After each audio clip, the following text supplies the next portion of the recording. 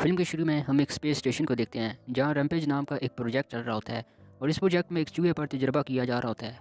लेकिन इस प्रोजेक्ट में एक प्रॉब्लम ना जाने की वजह से इस चूहे का साइज़ बहुत बड़ा हो जाता है और इसमें बहुत ताकत आ जाती है, जिसकी वजह से वो पूरी स्पेसशिप में तबाही मचाते हुए सभी साइंटिस्ट को मार देता है।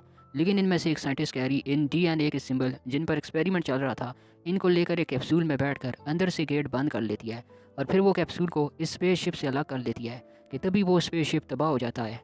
लेकिन तभी कैरी का कैप्सूल डैमेज होने की वजह से वो भी तबाह हो जाता है और इसके टुकड़े ज़मीन की तरफ गिरने लगते हैं।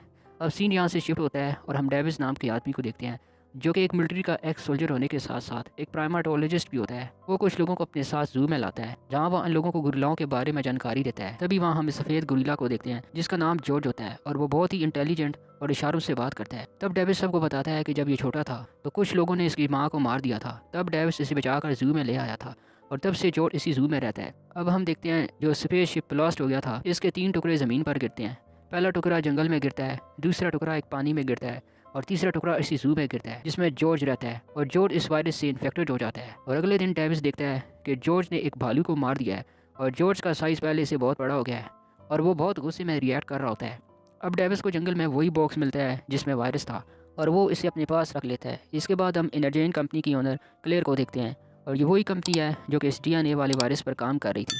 तभी क्लेयर अपने भाई बर्ट को बताती है कि जब कैरी का स्पेस शिप तबाह हुआ था तो वो सिंबल इसके पास थे और अब हमें इनको ढूंढना होगा। और वो बर्ट को एक लोकेशन दिखाती है जहाँ इन्हें वो सिंबल गिरने की जानकारी मिली है। फिर क्लेयर अपनी बेहतरीन टीम को तैयार करके इन्हें इस जंगल में भेजती है। फिर हम एक और लड़की जिसका नाम कैट होता है, जो एक जेनेटिक होती है, वो न्यूज़ देख रही होती है।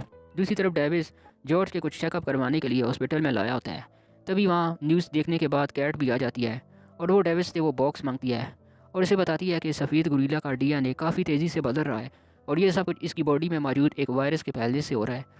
लेकिन डेविस इसकी बात पर यकीन नहीं करता और वो डॉक्टर से समझाती हुए कहती है कि ये एक ऐसा वायरस है जिसे 4-5 जानवरों की पावर से मिलाकर बनाया गया है और जो भी जानवर इसके वायरस से इन्फेक्ट होता है वो बहुत ज़्यादा ताकतवर बन जाता है।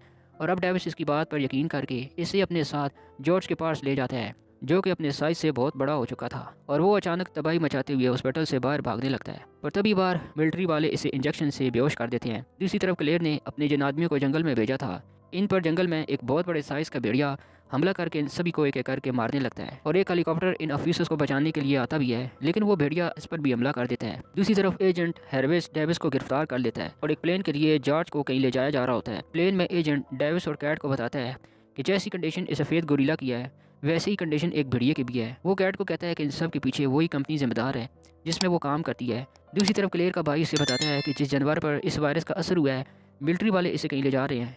ये सुनकर क्लेयर अपने भाई को लेकर एक टावर दिखाती है जो कि एक रेडिएशन टेक्नोलॉजी का था और वो कहती है कि इसमें ऐसी रेडिएशन निकलेंगी जो जानवर भी वायरस से इन्फेक्ट हुआ है वो इसकी तरफ भागते आएंगे। ये कहते ही वो इस रेडिएशन को ऑन कर देती है। सबसे पहले वो भेड़िया इस रेडिएशन की तरफ भागने लगता है और फिर समंदर में हम कुछ लहरों की मूवमेंट को देखते हैं, क्योंकि जो सिंबल समंदर में गिरा था इससे एक क्रोकोडाइल भी इन्फेक्ट हो गया था।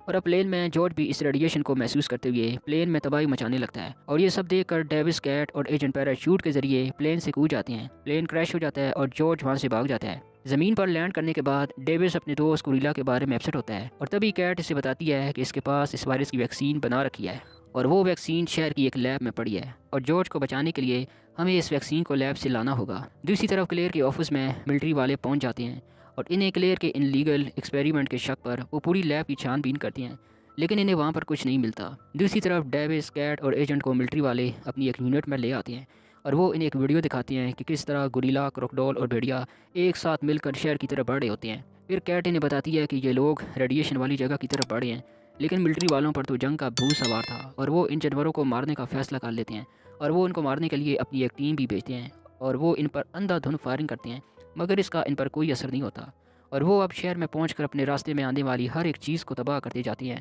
मिलिट्री वाले भी वहां पहुंचकर इन तीनों जानवरों पर अटैक करते हैं। इधर डेविस और कैट इस लैब तक पहुंच जाते हैं जहां इन्हें वो वैक्सीन मिल जाती है और कैट यहाँ बताती है कि कंपनी की ओनर क्लेयर इन जानवरों पर अपना कंट्रोल करके एक हथियार बनाना चाहती है ताकि वो इस दुनिया पर राज कर सके और अपना मिशन पूरा करने के बाद वो ये देश छोड़कर भाग जाएगी। दूसरी तरफ क्लेयर और इसका भाई सच में भाग रहे होते हैं, लेकिन भागने से पहले वो CCTV में देखते हैं कि इसकी लैब में डेविस और कैट वैक्सीन को चुरा रहे हैं और जब डेविस और कैट वो वैक्सीन चुरा कर वहाँ से जाने लगते हैं तभी क्लेयर वहाँ आकर इनसे वो वैक्सीन ले लेती है और डेविस को शूट करके कैट को बंदी बना लेती है ताकि इसके ज़रिए वो यहाँ से भाग सके। इतनी देर में वो गोरिल्ला भी वहाँ आकर इस टावर को तोड़ने लगता है, जिससे पूरी बिल्डिंग हिल जाती है। तभी वहाँ डेविस आकर कैट को बचा लेता है और वो गोरिल्ला क्लेयर को खा जाता है, और वो वैक्सीन जो क्लेयर के पास थी वो भी गोरिल्ला के पेट में चली जाती है और इस गोरिल्ला पर वायरस का असर ख़त्म हो जाता है। और वो डेविस के कहने पर भेड़िया और क्रोकोडाइल से लड़ने लगता है, जो अब पूरे शहर के लिए ख़तरा बन चुके थे। जॉर्ज इन दोनों जानवरों से बहुत लड़ाई करता है और बड़ी मुश्किल से आखिर इन दोनों को अकेले ही मार गिराता है, और आखिर में डेविस और कैट के साथ जॉर्ज वहाँ से चला जाता है।